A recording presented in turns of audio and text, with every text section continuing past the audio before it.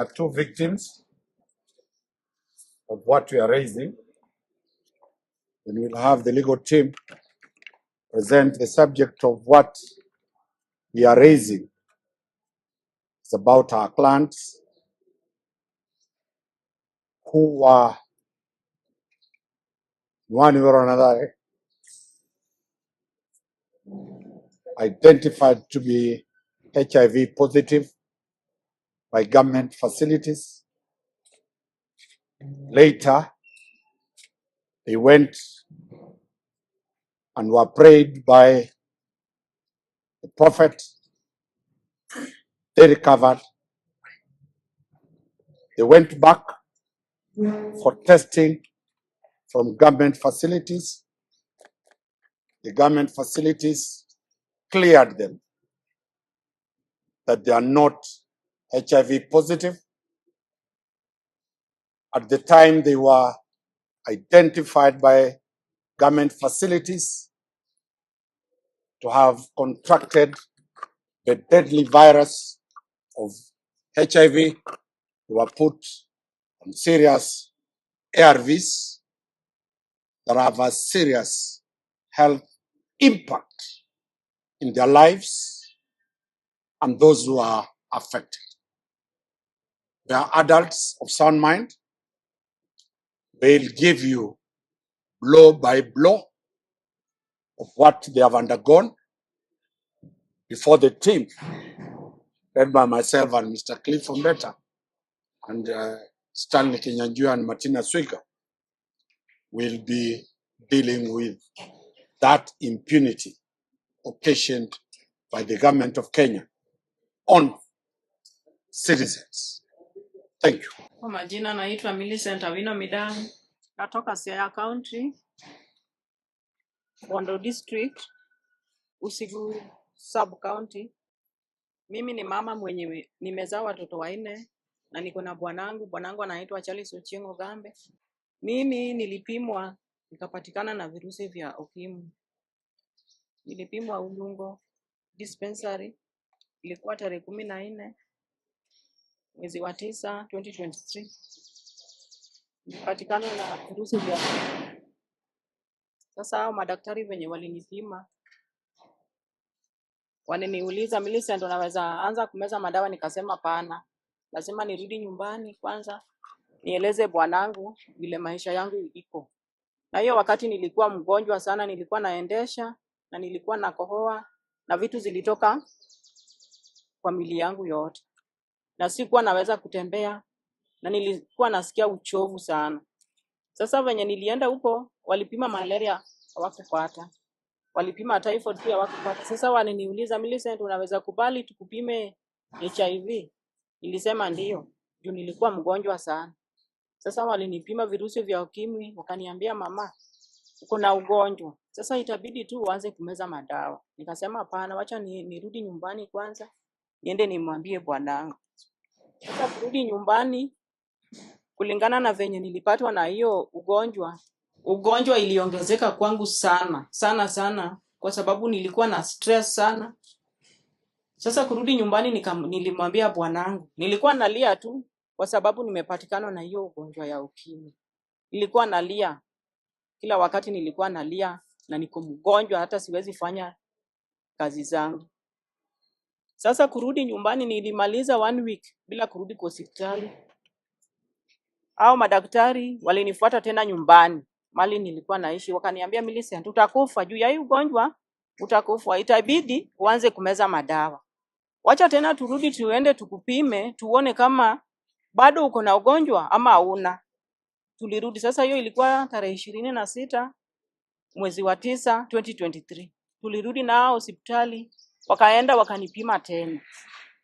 Pale kunipima wakapata kama bado niko na ugonjwa. Walipima na 2 test. Moja ikatoka positive, ingine pia ikatoka positive. Wakaniambia, Millicent, uko mgonjwa, anza kumeza madawa ndio itakusaidia juu hali yako pia si mzuri. Nilisema sasa kuchukua hapa dawa karibu na mimi siwezi, juu hapa ni karibu na mali ninaishi.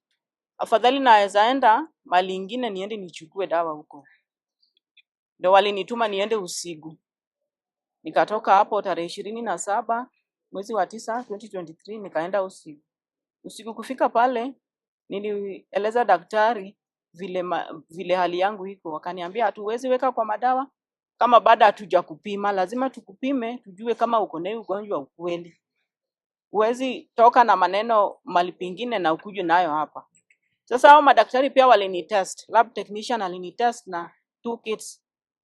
Moja ikatoka positive, akasema wacha tena turudie nyingine.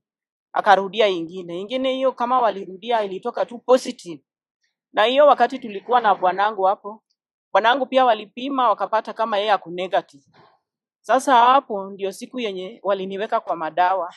Mimi walikuwa wananipea dawa ya HIV AIDS na bwanangu walikuwa wanapea dawa ya kuzuia ugonjwa inaitwa PrEPs. Hiyo siku ndio nilianza kumeza dawa. Ilikuwa tarehe 27 mwezi wa 9 2023. Waliniweka kwa files. Alafu wakaanza kunipea madawa, wakanipea card. Kuna kadi ya yellow ya kuenda kuchukua madawa kila wakati nilikuwa naenda nayo, wanaandika tarehe hapo. Sasa hiyo siku ndio siku yenye nilianza kumeza madawa. Nilimeza madawa mpaka 2024. Na tulikuwa na mkutano Nakuru, mkutano ya manabii wakuu wa Jehova, walikuwa Nakuru Menengai 7. Sasa watu walikuwa wanatangaza hiyo mkutano kila wakati walikuwa wanatangaza. Sasa mimi pia nilisema wacha kwa hii mkutano naweza pata uponyaji wangu. Wacha nifuatilie hii mkutano. Si kuwa na fare ya kuenda kwa hiyo mkutano. Sasa nilikuwa tu nyumbani, nilikuwa na watch K24 TV. Nilikuwa nasikia Jesus is Lord Radio. Sasa ilikuwa tarehe 30 mwezi wa 12 2024.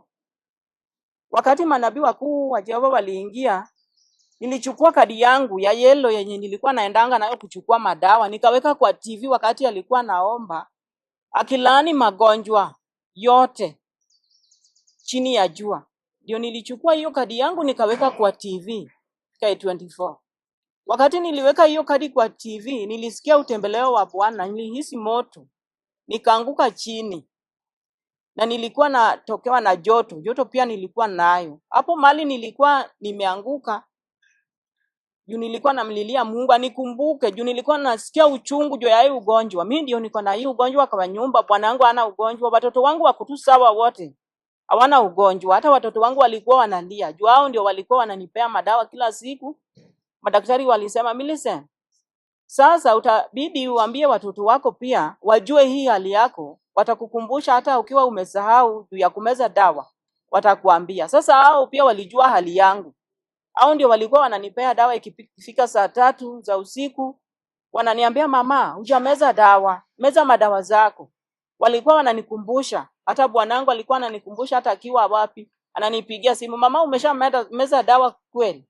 Sasa nilikuwa nahisi uchungu sana. Juu mimi ndio nilikuwa na hii ugonjwa kwa nyumba yangu na watoto wote hawana ugonjwa. Bwanangu pia hakuwa na hii ugonjwa. Sasa ndio maana nilikuwa namlilia Mungu anisaidie, aniondolee hii ugonjwa. Aniondolee. Sasa hiyo wakati ndio Mungu alinitembelea.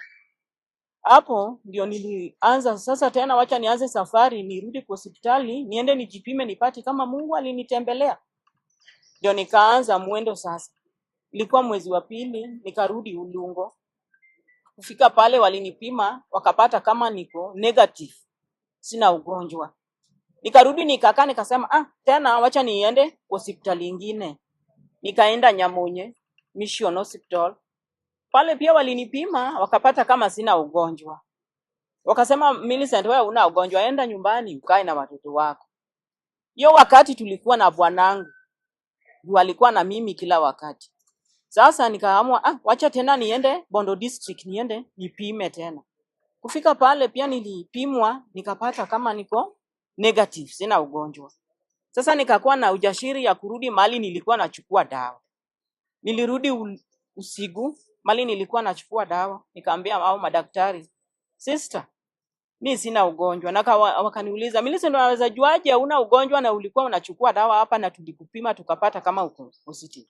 Nikamwambia nishapima, imepatikana sina hiyo ugonjwa tena. Wakakataa wakasema hapana, hatuwezi kubali. Juu kama uko positive, hata tukikupima saa hii inatoka tu positive, iwezi toka negative. Na nikamwambia nimeshapima lakini niko negative. Wakasema wacha hata sisi tukupime, alafu ndio tudhibitishe kama una huyo ugonjwa. Wakanipima. Kunipima ikarudi niko negative, sina ugonjwa. Waliogopa sana, wakashtuka, wakasema Millicent hauna ugonjwa. Sasa kinyu tufanye, wacha tutoe viral load. Tuende tupime tuone kama hii viral load itarudi aje.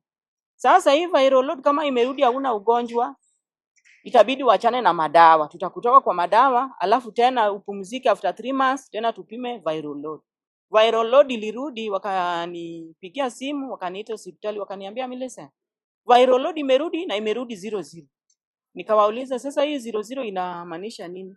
Hii 00 inamaanisha hauna ugonjwa.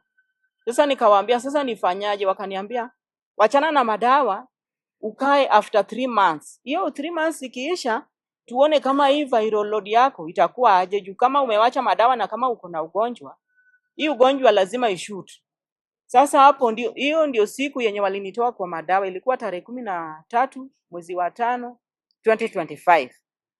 Walinitoa kwa madawa. Wakasema sasa enda ukae nyumbani, urudi hapa mwezi wa 9 tarehe 18 tena tupime viral load. Hiyo siku ilifika nikarudi.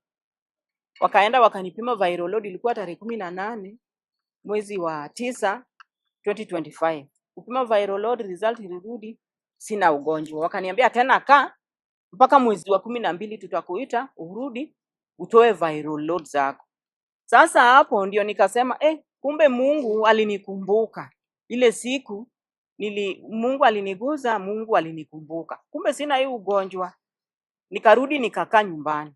Sasa hapo ndio nikasema hapana, siwezi nyamaza na hii maneno, na Mungu ndiye amenisaidia na Mungu ndiye amenikumbuka. Lazima niende kwa kanisa yangu nimwambie bishop wangu vile hali iko. Ndio nikaenda nikamwambia bishop wangu vile hali iko. Akaniuliza, Millicent umeshapima hauna ugonjwa? Nikasema nimepima. Na umewacha madawa peke yako ama? Nikasema madaktari wangu ndio wamenitoa kwa madawa, sijawacha peke yangu. Na venye niliwacha madawa walipima wakapata kama viral yangu iko 00. Kumaanisha sina ugonjwa, waliniambia hivyo. Hiyo ugonjwa sina.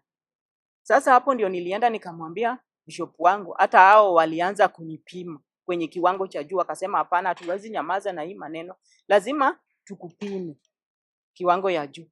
Ndio walianza kunipima. Sasa hii viral load venye ilirudi, niliitwa tena usiku, wakaniambia Millicent hauna ugonjwa. Wakaniambia sasa enda usiku, enda Bondo, uende utoe damu juu watu wa Kemri wamesema uende huko utoe damu hata na huko. Nilienda Bondo nikatoa damu. Hiyo jibu hawakurudisha, walinyamazia. Tena nikarudi nikakaa. Kufuatilia jibu wakasema watarudisha tena niende Kemri nitoe damu nyingine. Sasa hiyo ni this year.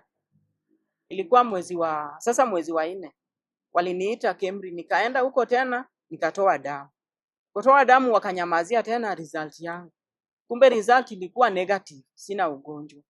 Sasa hapo ndio nilienda mali nilikuwa nachukua madawa, nikaambia hao watu nataka result yangu. Si lazima mniteseke hivi, na mlichukua damu yangu na mumenyamazia damu yangu. Munipe result. Wakampigia watu wa Kemri, alafu wakarudisha result ya kwamba Millicent ako negative, ana ugonjwa yoyote. Sasa hivyo ndivyo Mungu wa manabii walinikumbuka, wakanitoa kwa uchungu yenye nilikuwa nayo. Nilikuwa na uchungu sana juu nilikuwa namlilia Mungu anikumbuke, kwa sababu ya kumeza dawa si kitu ya rahisi. Kila siku every month naendea madawa. Haikuwa kitu rahisi kwangu. Nilikuwa namlilia Mungu kabisa anisaidie. Alafu manabii wakuu wa Jehova walikuwa wamesema, ukigundua ya kwamba umeponywa, rudi kwa hospitali yako mahali unachukuanga madawa. Au ndio wadhibitisha ya kwamba umeponywa. Ama ndio nilifanya hivyo, nilifuata hizo sharti, nikarudi mahali nilikuwa nachukua dawa. Au ndio walidhibitisha ya kwamba huyu mama ana ugonjwa. Au ndio walidhibitisha hivyo. Sasa nimeleta kilio yangu hapa leo juu watu wa Kemri walirudisha results zangu, wakasema huyu mama hana ugonjwa. Na wanasema ya kwamba sijawahi kuwa na hiyo ugonjwa. Sasa nimeleta kilio yangu leo, munisaidie juu nimekaa aje bila hii ugonjwa, na nilipimwa na serikali, ndio walinipima wakadhibitisha niko na hii ugonjwa. Sasa hiyo ndio nimeleta kilio yangu, munisaidie nipate haki yangu, munisaidie sana nipate haki yangu. Hata mimi ni mama, niko na watoto wangu walikuwa na uchungu, walikuwa wanalia kila wakati. Hata bwanangu alikuwa na uchungu juu mimi nilikuwa na ugonjwa. Mbona saa hii wanasema ati sikuwa na ugonjwa? Na wao ndio walinipima wakapata niko na ugonjwa, wakaniweka kwa madawa. Mbona saa hii wanasema sina ugonjwa? Hao watu wa Kemri ndio walikuwa wanapima viral yangu kila wakati, kila wasaa. Ndio walikuwa wanapima viral yangu. Kuenda kuuliza viral yangu, madaktari walikuwa wananiambia, Millicent, unaendelea na madawa vizuri, ndio maana hii ugonjwa haiwezi onekana kwako. Hii viral yako iko sawa juu unaendelea na madawa vizuri. Wakati nilianza kumeza hizi madawa nilikuwa tu sawa. Ugonjwa ile kuendesha iliisha. Mwili yangu ilirudi tu sawa, nilikuwa tu sawa. Sawa kabisa. Sasa venye walinipima wakapata kama sina hii ugonjwa, wakaniambia hizi dawa zinaweza nipea tena ugonjwa ingine, niwachane na hizo dawa sasa wanipime bila kama simezi dawa. Mbona saa hii wanasema ati si kuwa na ugonjwa? Hiyo ndio ombi yangu.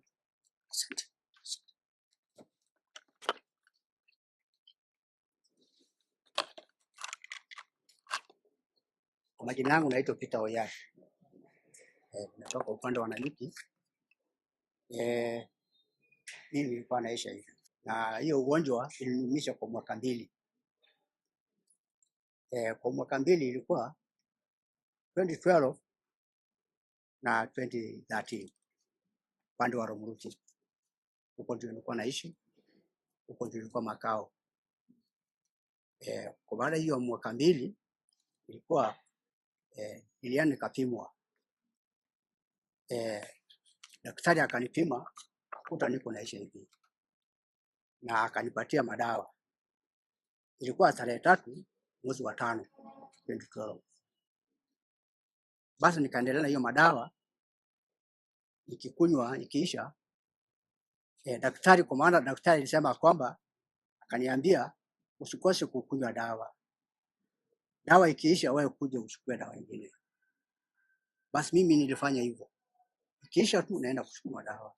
Kwa hiyo miaka 2, siku moja nilikuwa nikimeza hiyo madawa sababu nilikuwa nimedhoofika sana mpaka afya yangu ilikuwa chini zaidi.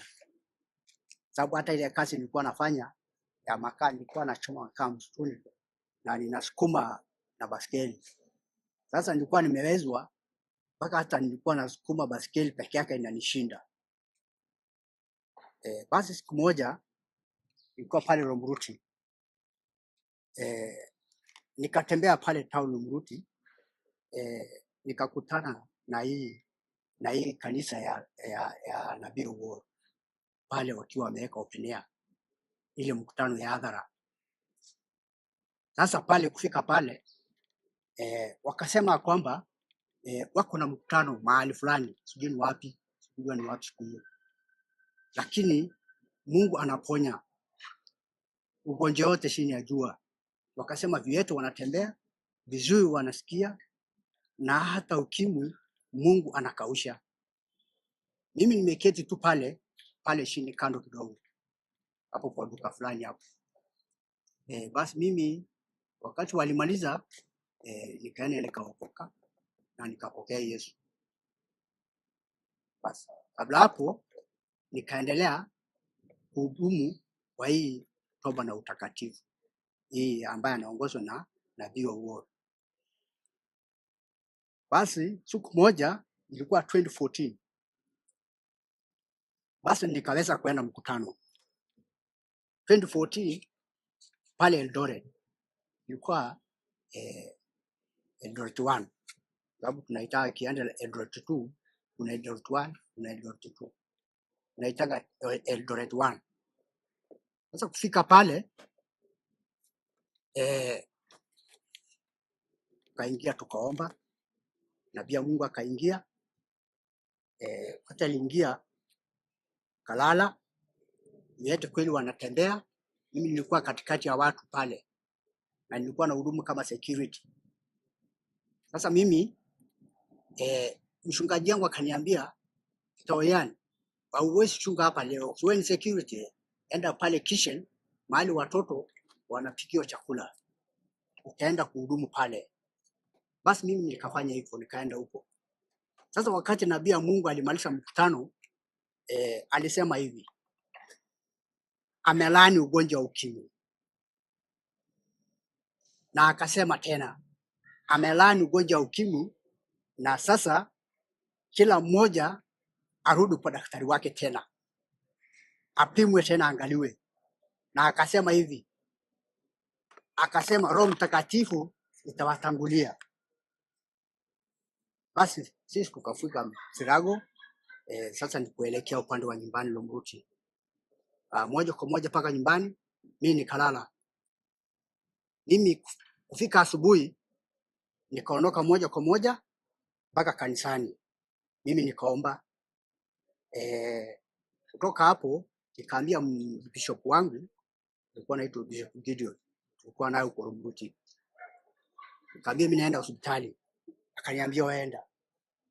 Basi mimi nikaenda pale hospitali na nikakuta daktari hule mwenye alipima mara ya kwanza, mwenye ambaye alikuwa ananipatia hiyo file, hiyo karatasi, kuna kadi ya yellow,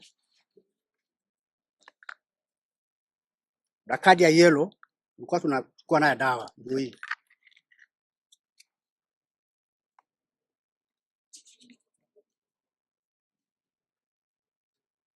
Sasa hii kadi ndio tunachukua nayo dawa. Bila hii kadi wewe sio mgonjwa.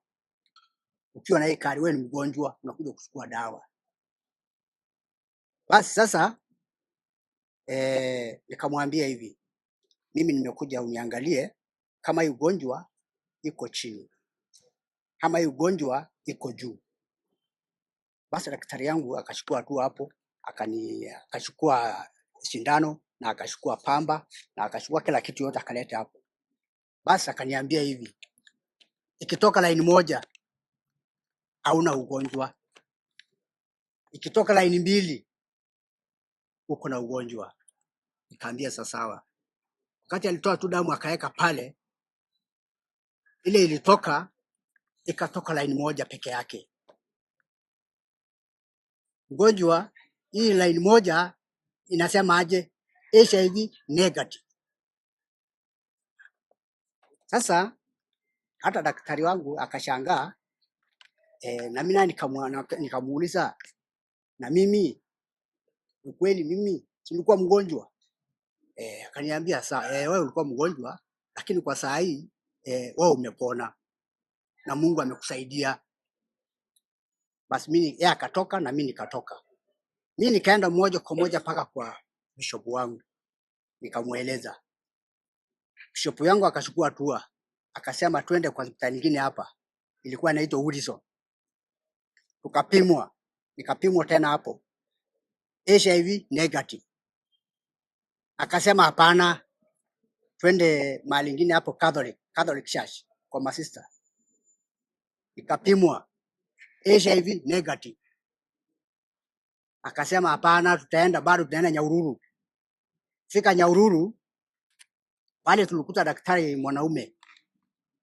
Basi bishop wangu ako na makaratasi ya kutoka Nyahururu, ako nazo. Akamwambia huyu mtu alikuwa mgonjwa, alikuwa anakunywa dawa miaka 2, lakini saa hii ana ugonjwa. Kwa hivyo hata wewe mpime. Akachukua shindano na akachukua kila kitu akapima. Sasa ile ilitoka HIV negative, sina ugonjwa.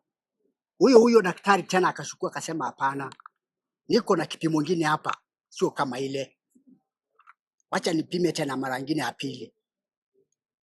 Na kweli akarudia HIV negative.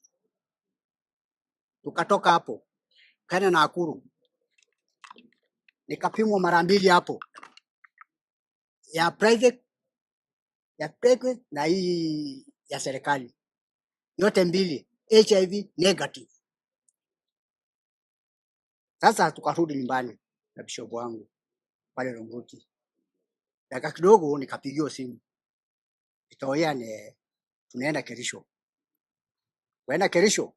Sasa hii Kerisho ukweli waienda na sijai pimo hivyo.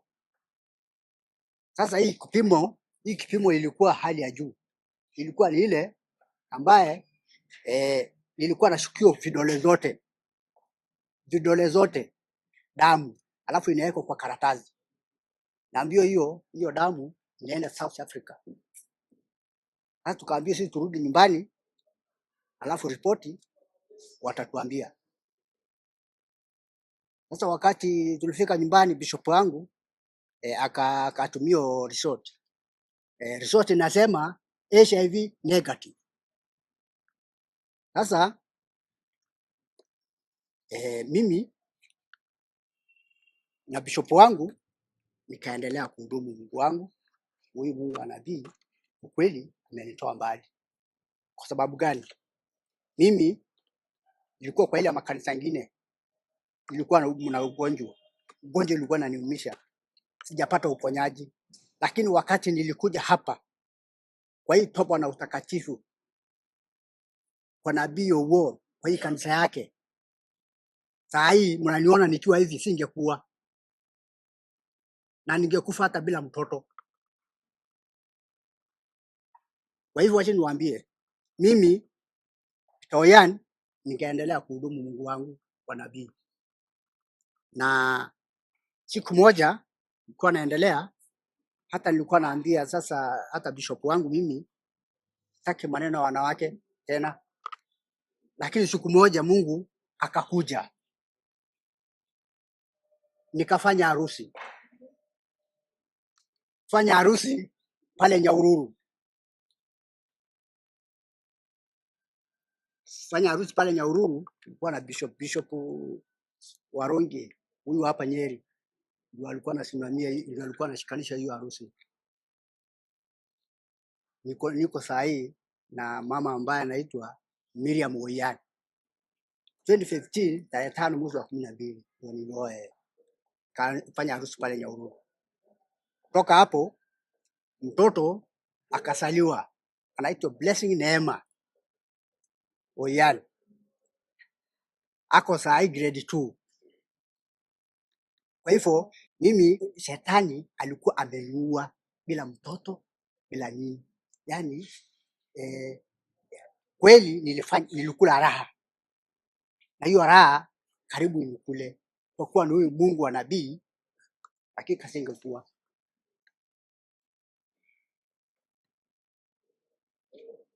Kutoka hapo basi mimi nikaendelea kuhudumu Mungu wangu, nikakuja hapa Nanyuki.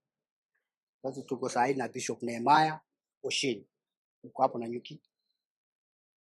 Tunaendelea na kuhudumu Mungu na kuabudu Mungu huyu ambaye, kwa sababu yeye anatembesha viwete, yeye HIV inaisha, inakauka. Kutoka hapo mimi kuendelea, wakati tulienda hii Menenga 8 tukarudi, ilikuwa mwezi wa pili tarehe 16, nikapigiwa simu na dada moja ya TV 47, wakutana pale kwa madhabahu. Kaniambia wewe ndio Peter Oyan? Akasema ndio. Wewe ndio uliponywa HIV? Nikasema ndio. Kutoka Romuruti? Yes. Nataka kukuona wewe kidogo. Wakutana pale kwa madhabahu pale, nikampatia ushuhuda wangu yote, penye nilikuwa mgonjwa, penye niliteseka kutoka 2012 mpaka 2013, na nikaenda pata uponyaji, nikapatia hiyo ushuhuda yote. Basi anaitwa Samira, walikuja hapa wakiwa Samira na jamaa moja ndio alikuwa anachukua nini video hapo. Sasa mimi nawauliza, kweli huyu Samira wakati alipeleka hiyo ushuhuda, alirudi akasema atarudi kuniambia yenye ameona. Lakini wakati ilikuja, kuna siku moja ilikuwa Sunday, aileta kwa TV Sasa akasema ya kwamba ati mimi sikuwa na ugonjwa. Sasa ndio mimi nauliza ukweli, nitazaje kukunywa dawa na mimi sio mgonjwa? Nikunywa dawa, nitakunywa dawa kwa sababu mimi mgonjwa.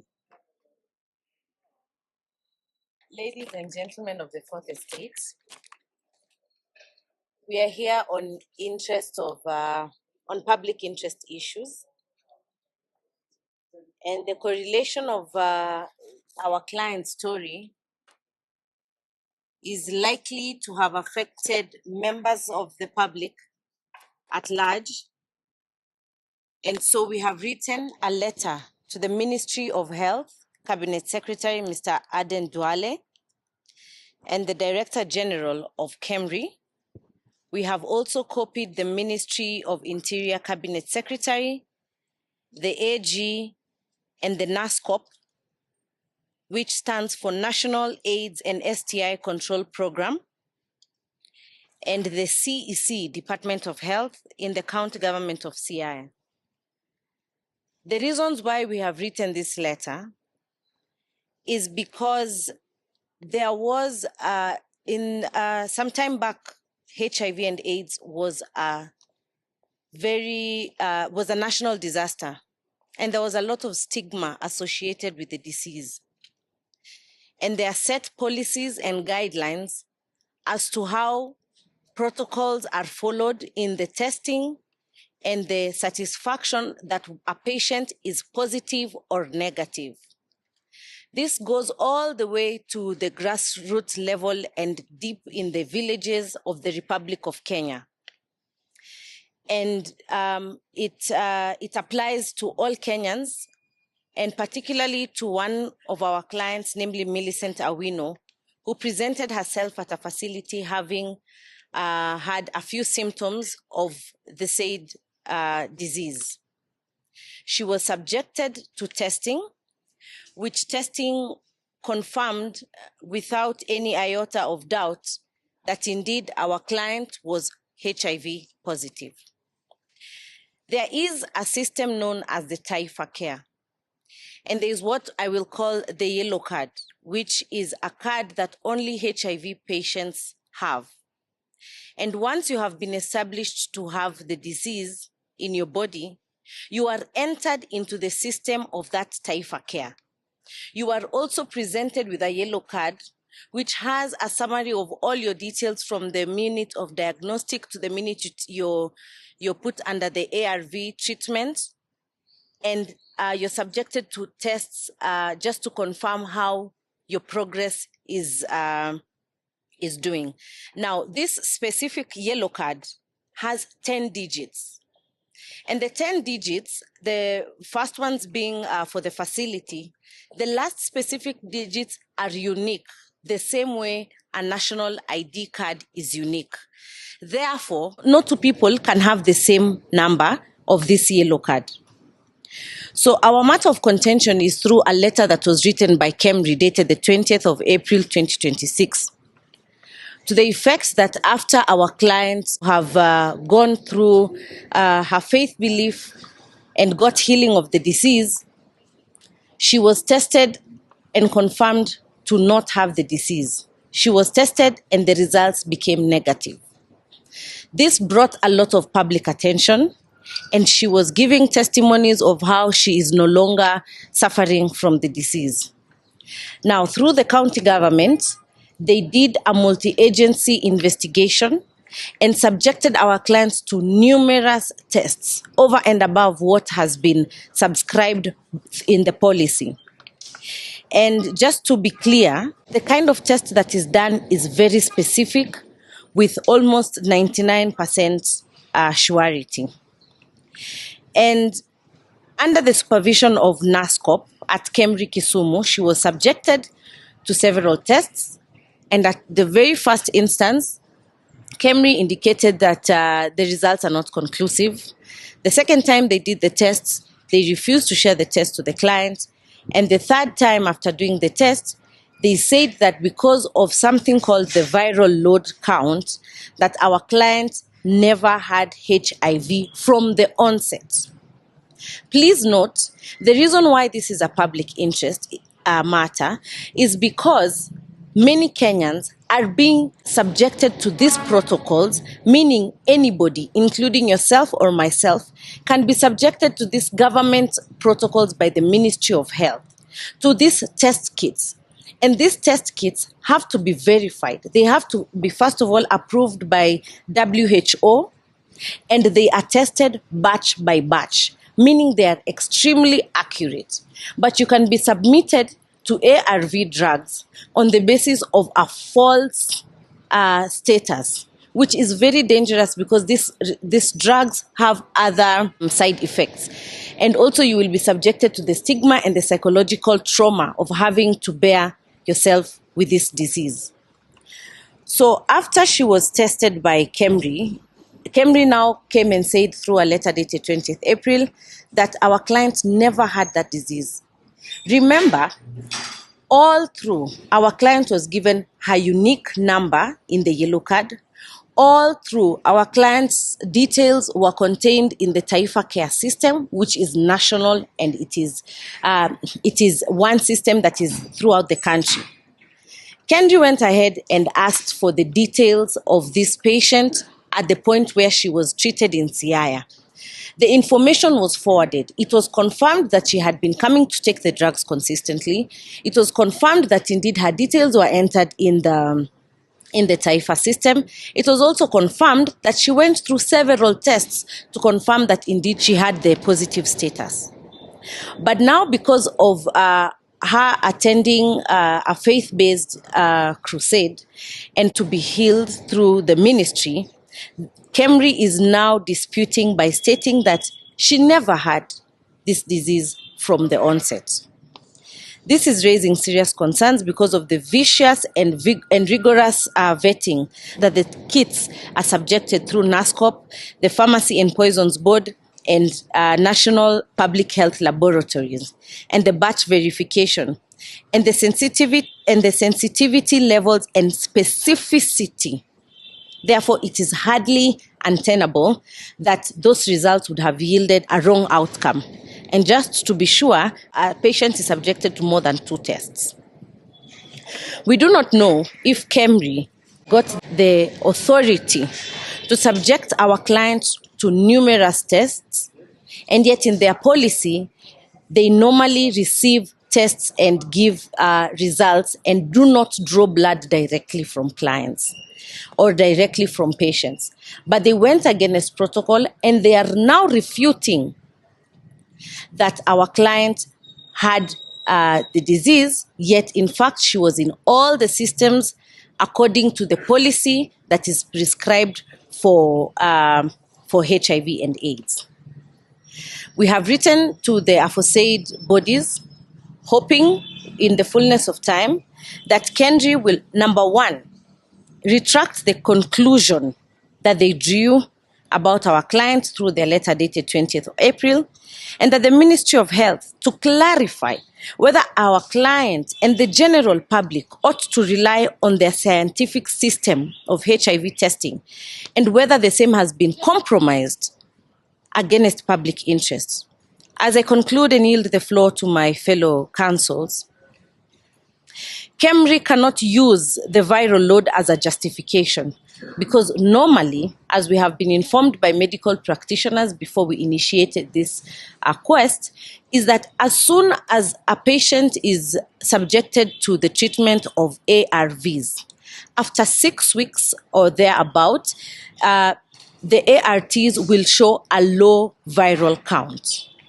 So they cannot say that it is the viral count that they are relying on or is the justification to discredit our clients' beliefs and our client system. This country, we have freedom of religious associations, and that cannot be watered down by any person purporting to want to sanctify or make well the systems that they have brought. So it is very important that this matter is addressed conclusively, owing to the sensitivity and the stigmatization and the psychological trauma that patients are undergoing. And they need to confirm without any iota of of doubt that indeed the kits they have been using are WHO accredited and approved, tested and verified before we subject the general public and fellow Kenyans to psychological trauma and taking medication that is really not suitable for their needs. Thank you.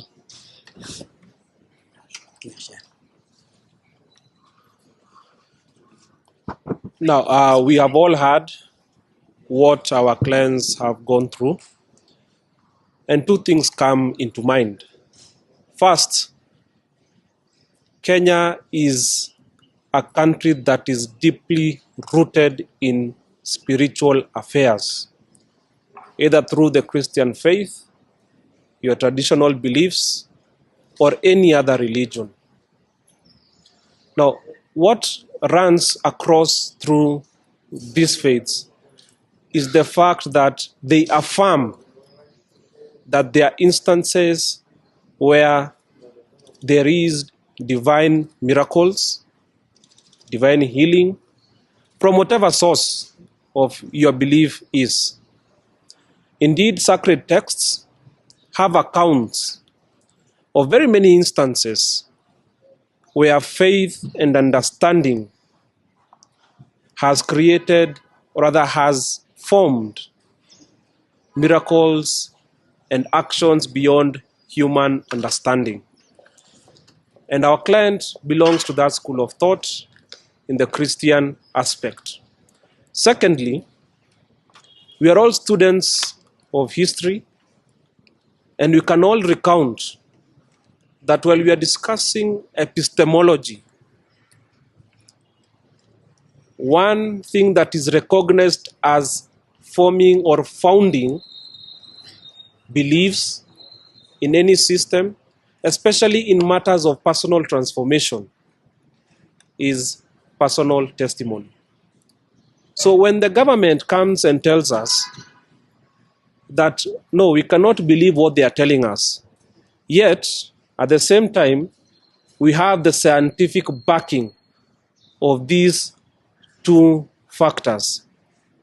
What exactly is it telling us? Is it causing an affront to Article 38 of the Constitution, 32 of the Constitution, which protects freedom of conscience, belief, and religion? Or is it also telling us that the testing kits which they are providing to the members of the public are faulty? So this is an issue that we need to interrogate, given that our clients are feeling extremely injured and they are being labeled as liars. So where does the truth lie? That is the question that our address today seeks to answer. Thank you.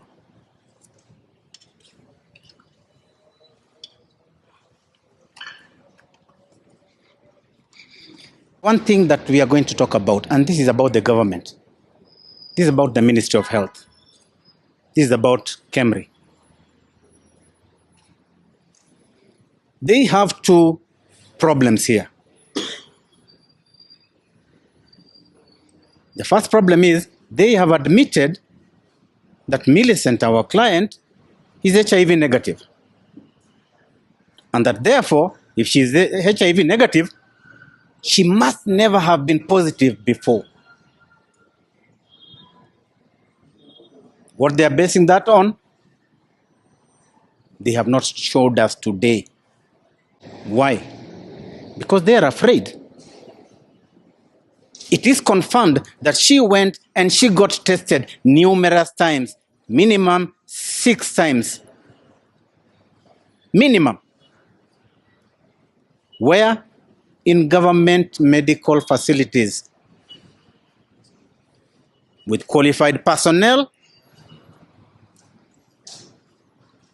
and acceptable facilities with the standards required, with the facilities that are needed. The same government after finding out that she's HIV positive, want to control her. And what do? They approach her and tell her, you must take medicine. You must take the ARVs. And you must do this regularly and as the prescription suggests. She takes. Where does she get this medicine from, or the ARVs? From the same institutions that the Ministry of Health or the government is running. She takes them and they follow up. They put her in a file. They give her what you call a 258 card, the CCC card, what has been called the yellow card. Unique, like a fingerprint, points to a particular person. When you go back to where she started her treatment, which Kemri, I tend to think, should do, you find that she had been tested a number of times and she is HIV positive.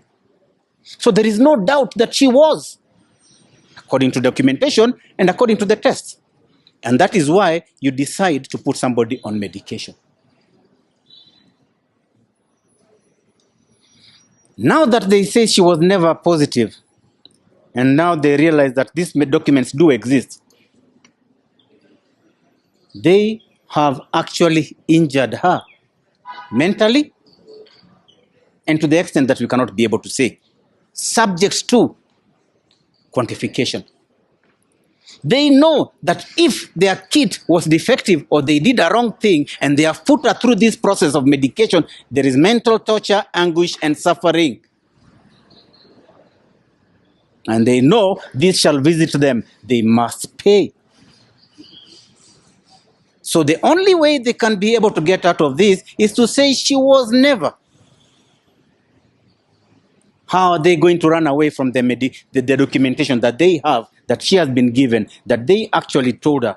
She did not go there to tell them she was HIV positive. She went there for treatment and they told her she was, and followed up and told her come for medication. She does that. She does it on a regular basis. As you've heard her sad story, she tells you how the children reminded her, how the husband was in pain, how she was in pain. So one day she sits in front of a television. The Menengai 7 is going on. She sees the prophet praying for people. She's watching this through TV. She takes her card as the prophet is praying and puts the card there with the belief. And she tells you clearly that the moment she does that, she feels some relief in her.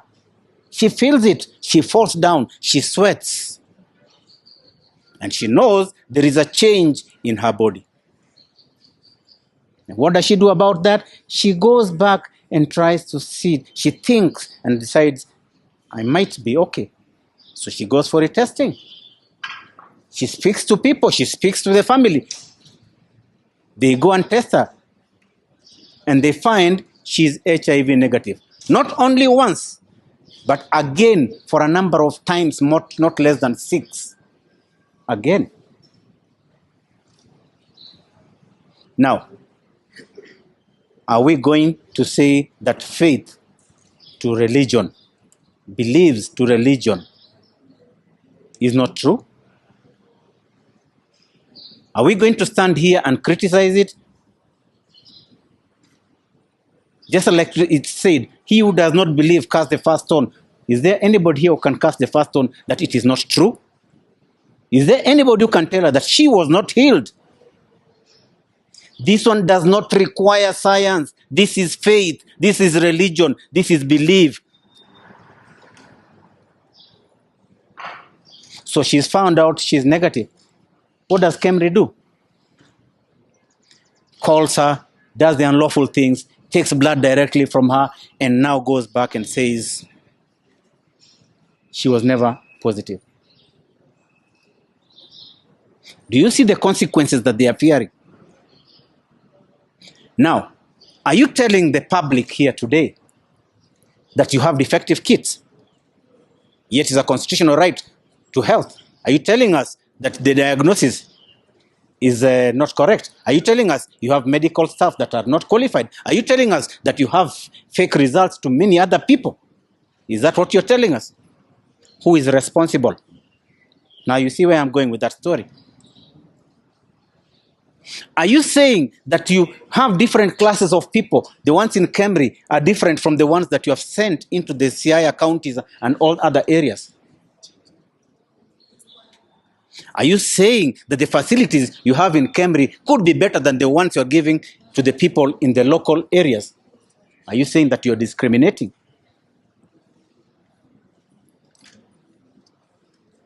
Are you saying that Millicent is a liar?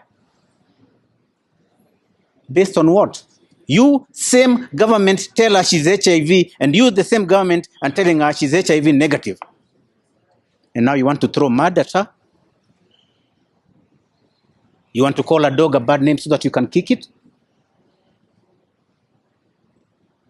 This is why sometimes when we say put people in the ministry who are competent, please do so.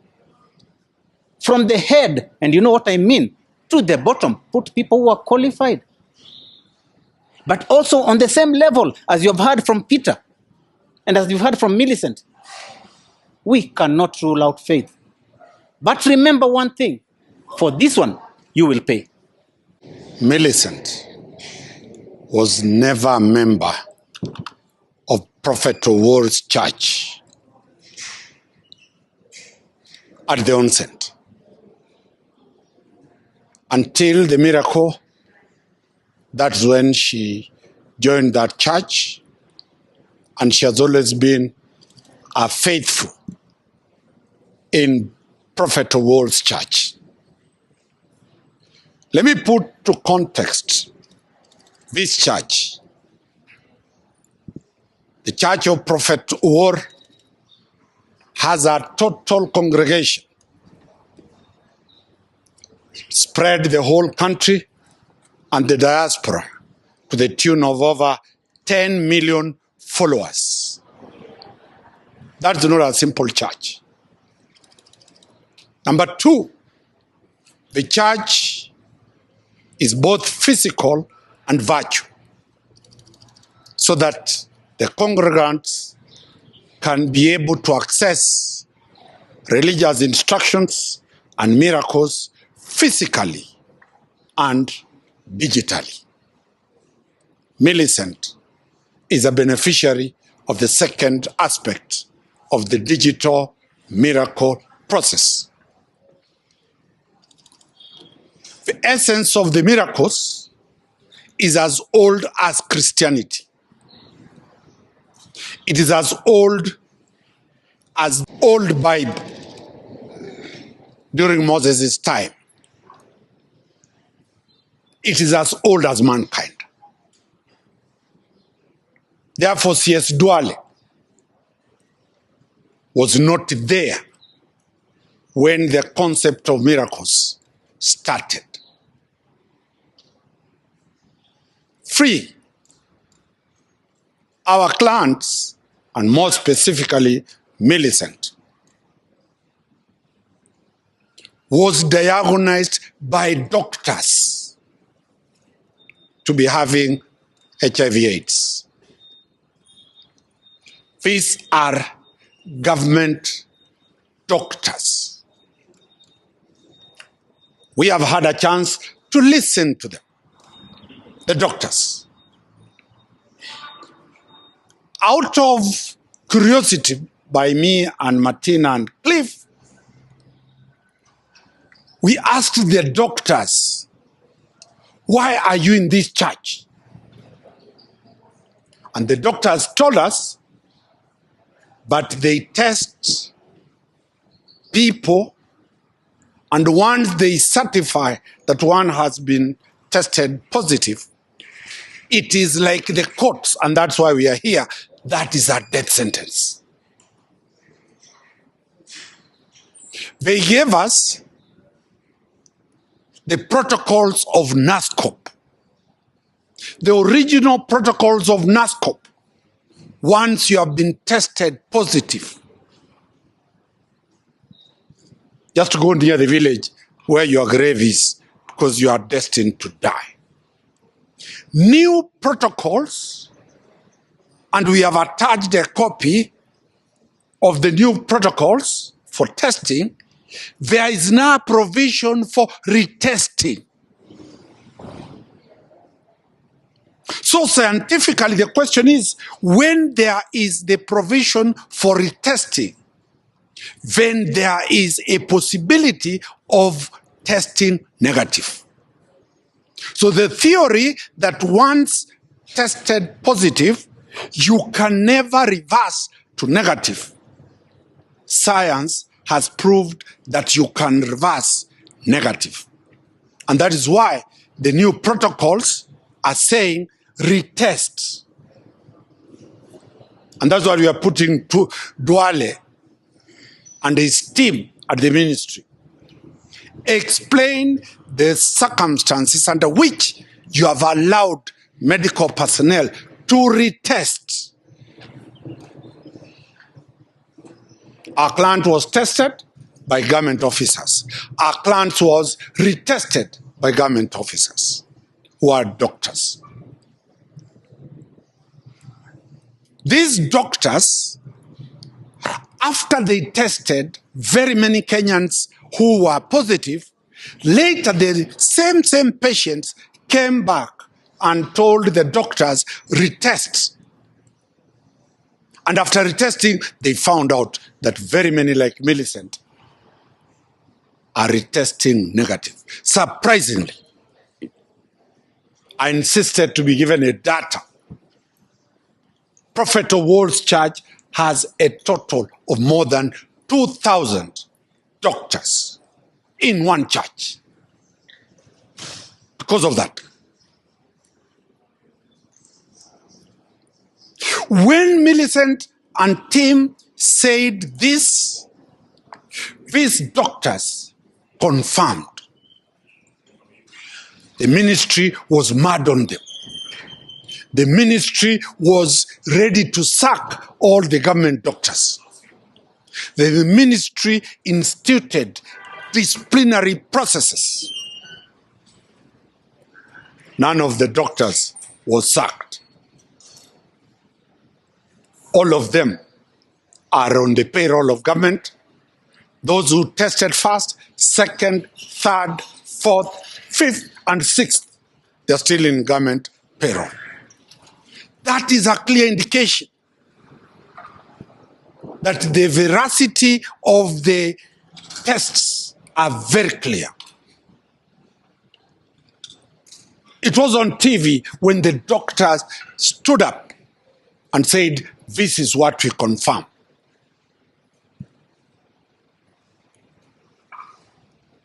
Aggrieved with what has happened, Millicent has already gone and filed a complaint at the DCI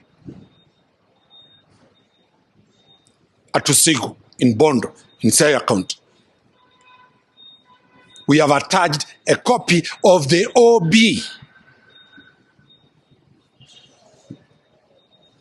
The DCI shall be moving to court through a miscellaneous to get the documents in custody of government. People, as Mr. Clever said it, all testing equipments and machinery are sourced after endorsement from the World Health Organization. Is the ministry and is the minister, is Duale telling Kenyans, testing kits in this country are being manufactured and sourced from River Road? That is the narrative. The minister is telling the Republic that we are alone with our own lives and God help us. The testing equipment is serious issue. The procurement process is watertight. When you look at what is happening with our clans, there is a clear conspiracy by the CS, the PS, the directors at Afya House, and all the government bureaucracy in the Ministry of Health to try to cover up a serious fiasco. I know they have their own share problems, but this is more serious than SHA. We have given 14 days. We are heading to court. We shall be filing, suing the minister and suing all the people into this matter. We have also instructed our client that we shall be sending samples of her to international private laboratories. KEMRI is dually controlled, is government controlled. We shall be sending samples out of the country to test how KEMRI can come with us a decision that she had never contracted. If today, I know my friend Mr. Cliff the other day was unwell of flu 2 years ago, which laboratory can test him and say that he has never had flu all his life? That beats logic. So we will be testing this against the scientific principles that are there. We know very well there's a blue code of silence within the government bureaucracy that try to cover up this issue. We are determined to get it very clear. This is not the first attack and distortion of faith-based organization by government agencies. We are determined to defend the Church of Prophet Owor. We are determined to defend the 10 million congregants of that church. We are determined to get justice for the two clans of us, and we are determined to get justice for citizens of this country and foreigners who are living in this country, who then are being exposed to a fake mediocrity in terms of medical provisions. Our client, as you can see, the type of embarrassment when somebody has been told that you are HIV positive, the type of stigma it brings, especially to women, to the family, to those affected, to the children, to the community. This is a very, very grave issue, and we are determined to go further. Yes, we know there are fake preachers in this country, but we have looked at the theory, the epistemology, the theology, and the teachings of Prophet Owor. What is it? If you have been tested positive by a doctor, come, we pray to you. The first entry is you must be tested positive. Millicent was tested positive. After the miracle, the prophet tells you, go back to the science for them to confirm whether you have been healed or not. Millicent went back to the same doctors. This is a religious theology anchored on science. The people who identify that you are HIV positive are doctors. The people who will confirm that you have been healed are doctors. And this is what the minister is not ready to face. But as we have said, we have given a very firm notice that we are going for a classical case against the government of Kenya, and which will clearly bring thousands and millions of Kenyans who either are put on ARVs not because of their own fault, but because of the fault of the government of Kenya. We shall also equally be looking at the violations, the constitutional violations of Article 32 of the Constitution on the right to religion. We shall also be looking at the rights to health and the right to life. What our two clans have faced. This is a national matter, and we are urging Duale. I think you can remember when the Supreme Court made a decision that even children born outside wedlock are entitled to protection under Article 53 of the Constitution. Duale led the issue that that is not Islamic faith, and that cannot apply under the Muslim law. He invoked the inherent provision of Article 32 to defend his faith, the Muslim faith. That time, Article 32 was very, very critical to the CS. Today, that article is what we are invoking, that the right to do miracles is protected under Article 32. If indeed these are masqueraders, have they been arrested and be charged? Have they been arrested for giving false information to a public officer, being doctors? None. They are walking free. They have walked to our chambers, and they are here addressing the public.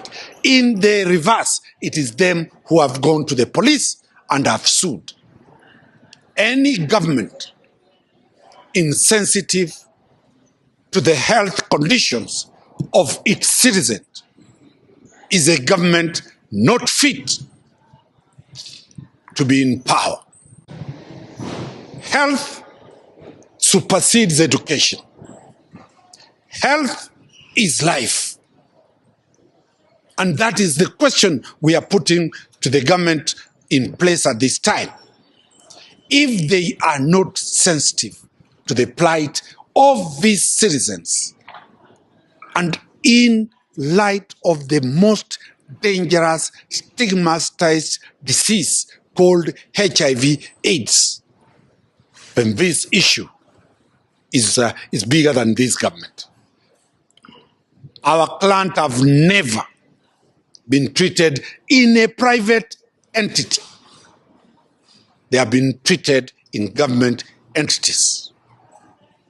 We are watching, we are alert, and we shall ensure justice for our two clans, and we hope the government will clarify and KEMRI will retract that afterthought letter trying to cover the mistakes of government.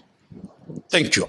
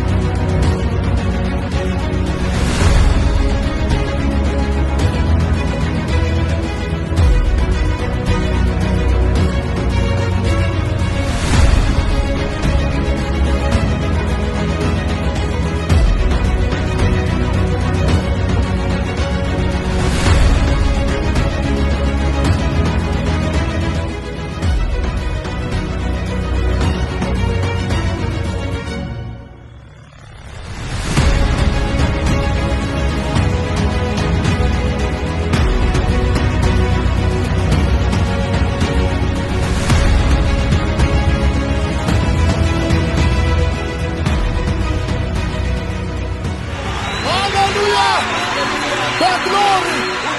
The glory. The glory. The glory.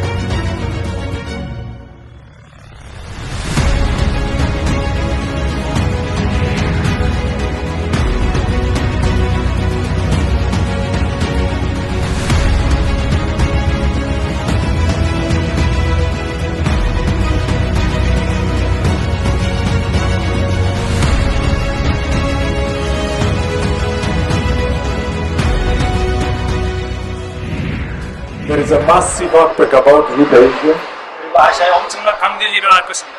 which is 8.8. By voice, the Lord told me 8.8. 주님께서 음성으로 8.8의 강진이라고 얘기했습니다. 8.8. 8.8의 강진입니다. This is CNN breaking news. A massive 8.8 magnitude earthquake struck off of Russia's coast. This is an ABC News special report.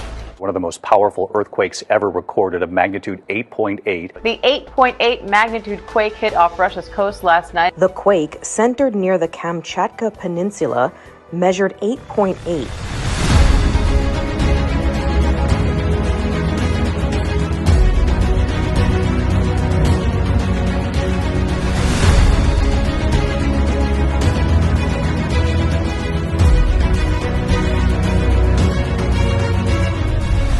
I have heard myself celebrating, celebrant, saying it has rained here, it has rained in this meeting. Then I saw the cloud,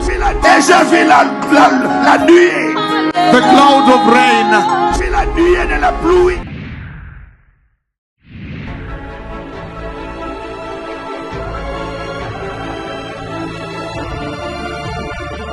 It is raining on me.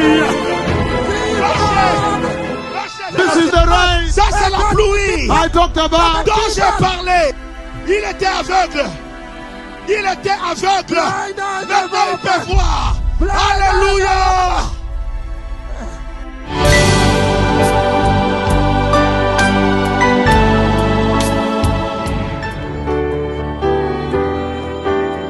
I have spoken to Jehovah God. So much rain coming over the field. Heaven, listen to me. The earth, please listen to me. Listen to what's in my mouth. I have spoken the release of the 4 white horses here.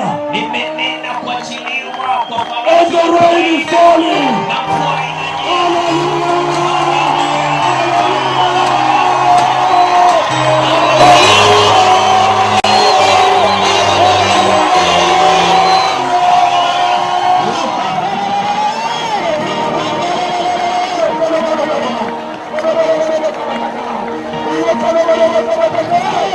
Asante mfalme wetu, asante Bwana wetu, asante mfalme wa falme, asante Mungu Bwana baraka, asante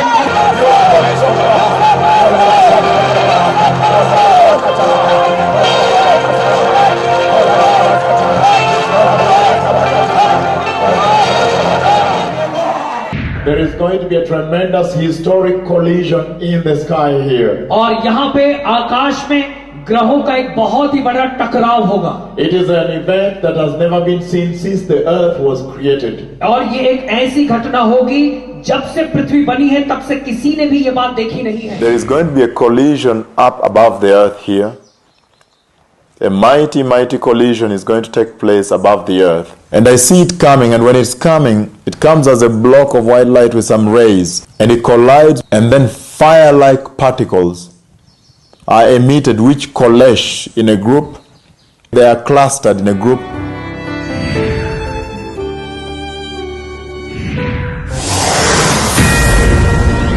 Fox News tonight. This is a Fox News alert. A violent cosmic crash in a distant galaxy. Scientists in the US and Europe, for the first time ever, detected gravitational waves, the ripples in time and space, by closely observing two stars in outer space and watching as the stars crashed into each other. For the first time ever, scientists have seen the spectacular collision of two neutron stars. We have, for the first time, seen both gravitational waves and light from the collision of two dense stars. And here is the actual sound of the collision.